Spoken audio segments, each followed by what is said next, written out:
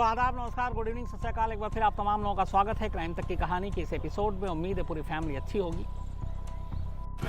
तो जय हिंद गाइज, एक नई इंटरेस्टिंग स्टोरी आपके लिए लेके आ चुका हूँ। तो चलिए सबसे पहले अपनी स्टोरी को स्टार्ट कर लेते हैं। आप सभी को पता है कि जो भगत सिंह को फांसी दी गई थी उसकी दो वजह थी। अंग्रेज़ों ने जो वजह बनाई थी, एक ये थी कि एक जूनियर अंग्रेज अफसर थे, उनके कत्ल का इल्ज़ाम था शहीद भगत सिंह पर। और दूसरा ये था कि उस वक्त एक अंग्रेज़ कानून लाना चाहते थे जो मजदूर विरोधी थे और जो भारत में आज़ादी को लेकर एक बिगुल बज रहा था, और ये था जो जगह जगह विरोध प्रदर्शन हो रहे थे उसको कुचलने के लिए भी। तो दो तरह के बिल आने थे अंग्रेज़ों की उस वक्त की जो सरकार थी उसकी दिल्ली में असेंबली में। ये दो बिल थे, पब्लिक सेफ्टी बिल और ट्रेड डिस्प्यूट्स बिल। ये दोनों बिल मजदूरों के खिलाफ। अंग्रेज़ किसी भी कीमत पर इस बिल को जल्द से जल्द पास करना चाहते थे ताकि वो अपनी दमन नीति को आगे बढ़ा सकें और लोगों के अधिकारों को छीन सकें। और इस दोनों बिल के विरोध में उस वक्त पूरा देश एक साथ था। अलग अलग लेवल पे तमाम क्रांतिकारी इसका विरोध कर रहे थे, और उसी वक्त भगत सिंह ने इसका विरोध करने का एक नया तरीका सोचा। उन्होंने अपने लोगों के साथ बात की कि अंग्रेज़ों के कान तक ये बात पहुंचाने के लिए कुछ अलग करना होगा। और इसी के बाद ये फैसला हुआ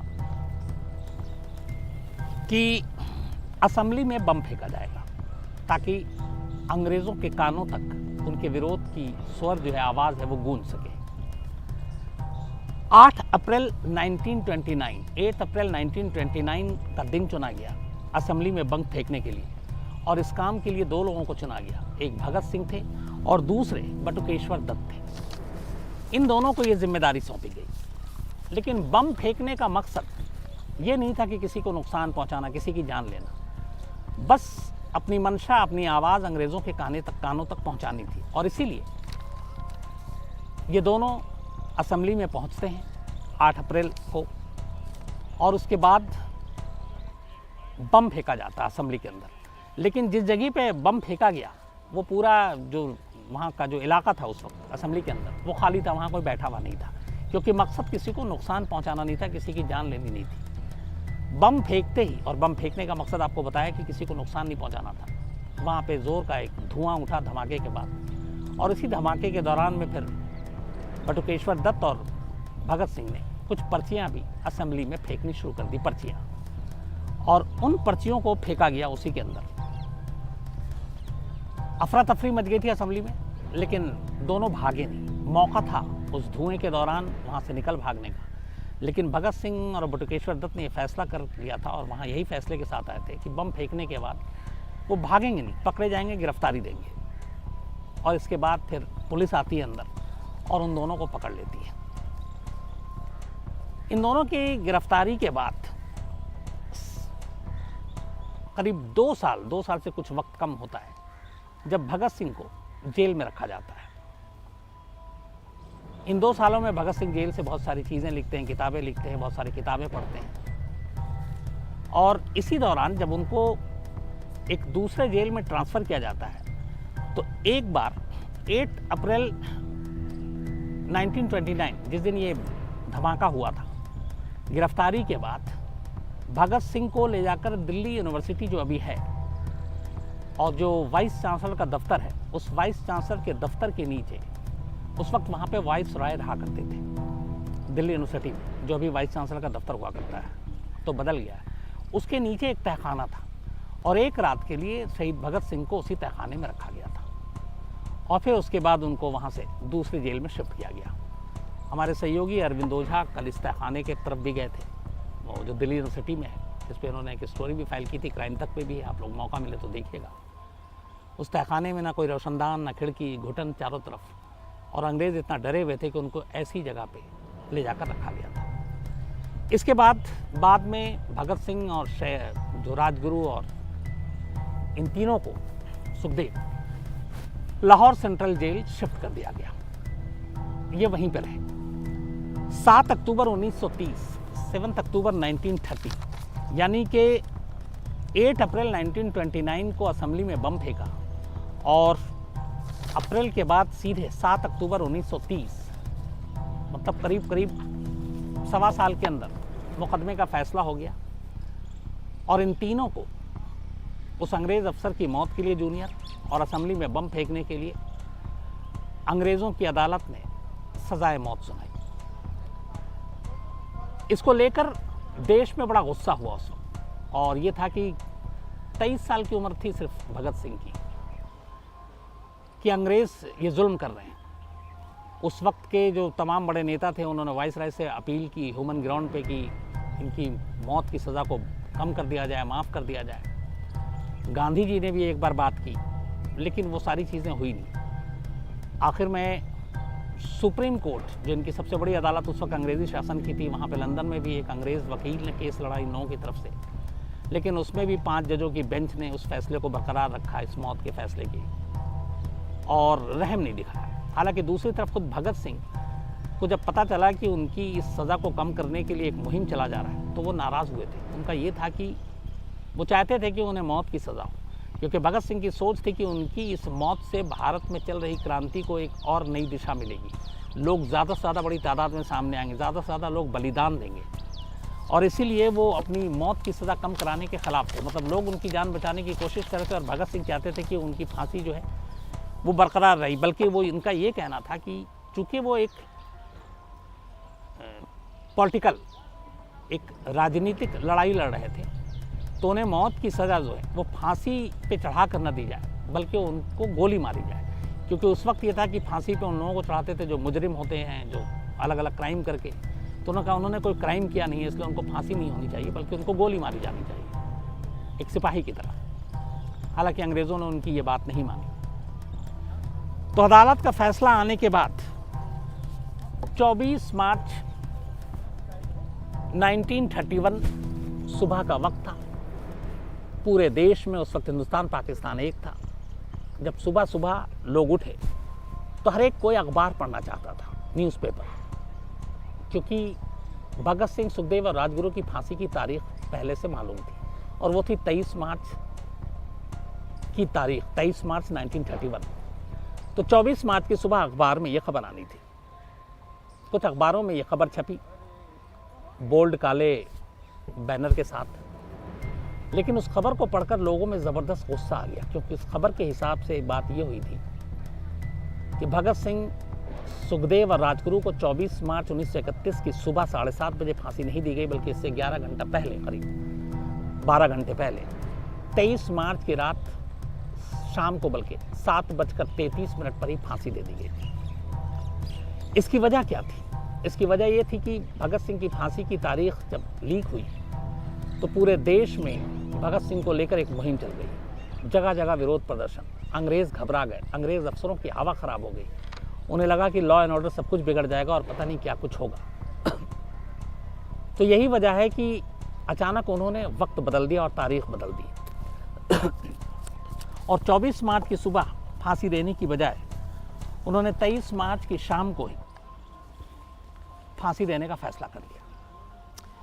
भगत सिंह की इस फांसी पे कई किताब लिखी गई है, और उन्हीं में से एक किताब में यह बाकायदा मेंशन किया गया है कि 23 मार्च की शाम भगत सिंह अपने सेल में, लाहौर सेंट्रल जेल में किताब पढ़ रहे थे, और उस वक्त वो किताब पढ़ रहे थे वो लेनिन के ऊपर थी। बहुत सारे क्रांतिकारियों की और अलग अलग किताबें पढ़कर उन्होंने अपना वक्त बिताया जेल में, करीब 2 साल के आसपास जो रहे, और कई चीज़ें भी लिखी, कई किताब भी लिखी।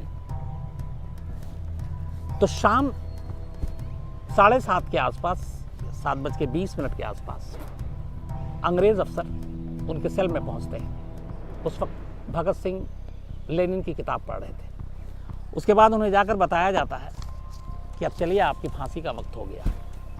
हालांकि भगत सिंह को ये मालूम था कि ये वक्त 24 मार्च की सुबह का है, लेकिन उन्हें कुछ अंदाज़ा था। ये सुनकर कि अब फांसी इसी वक्त दी जानी है, जो उनके कोर्ट हैं, जो उन्होंने बोला उन अंग्रेज़ अफसरों को, ये कहा कि ठहरिए, पहले एक क्रांतिकारी दूसरे क्रांतिकारी से मिल तो ले।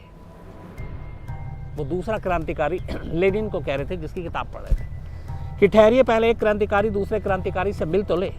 फिर 1 मिनट तक उन्होंने किताब पढ़ी और उस किताब को हवा की तरफ उछाल दिया, आसमान की तरफ। उछालने के बाद कहा, चलो अब चलते हैं।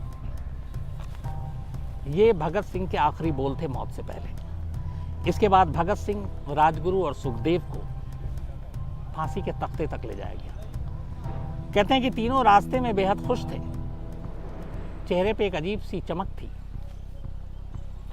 और मस्ती में गाते हुए जा रहे थे। और वो वही गाते हुए जा रहे थे जो आप सभी ने हमेशा सुना होगा कि मेरा रंग दे बसंती चोला, माए रंग दे बसंती चोला। ये कहते हुए ये तीनों पहुंचते हैं फांसी घर पे। वहाँ पे भगत सिंह अपने हाथ से फंदा कसते हैं, उस रस्सी को चूमते हैं और इसके बाद एक साथ भगत सिंह, राजगुरु और सुखदेव को फांसी दे दी जाती है। 23 मार्च शाम 7:33 का वक्त था जब फांसी दी गई। और ये अंग्रेज़ों की अदालत से ही जो आदेश आया था, फांसी का वक्त था, जिस तरह से फांसी दी जानी थी, उसका साफ साफ अंग्रेज़ों ने उल्लंघन किया था। क्योंकि उस वक्त भी फांसी शाम को नहीं दी जाती थी, बल्कि सुबह का अलग अलग 3 वक्त हुआ करता था, गर्मी और 3 अलग अलग मौसम के हिसाब से। लेकिन उन सारे नियमों की धज्जियाँ उड़ा दी गई। बट असली कहानी इसके बाद शुरू होती है। फांसी देने के साथ ही अंग्रेज़ों को ये पता था कि अब क्या होने जा रहा है। डर और दहशत उनके अंदर बेहद थी, क्योंकि भगत सिंह की फांसी को लेकर पूरे देश में एक मुहिम चल रही थी कि इसको किसी तरह रोका जाए। अंग्रेज़ों को डर था कि फांसी के बाद उनकी लाश बाहर जाएगी और उसके बाद लोगों में गुस्सा भड़केगा और कानून व्यवस्था सब चौपट हो जाएगी। इसके बाद उन्होंने बड़ी ही अमानवीय हरकत की। उन्होंने भगत सिंह के लाश के टुकड़े किए, उन टुकड़ों को एक बोरी में डाला। जेल के बाहर एक ट्रक खड़ा था, उस ट्रक में उन टुकड़ों को डाला गया और उसके बाद उसे सतलज नदी के किनारे ले जाया गया, जो कि लाहौर सेंट्रल जेल से करीब 1.5-2 घंटे की दूरी पर था। रात का वक्त था और वहाँ पे बाकायदा जिस तरीके से एक अंतिम संस्कार होना चाहिए उसका भी उन्होंने पालन नहीं किया।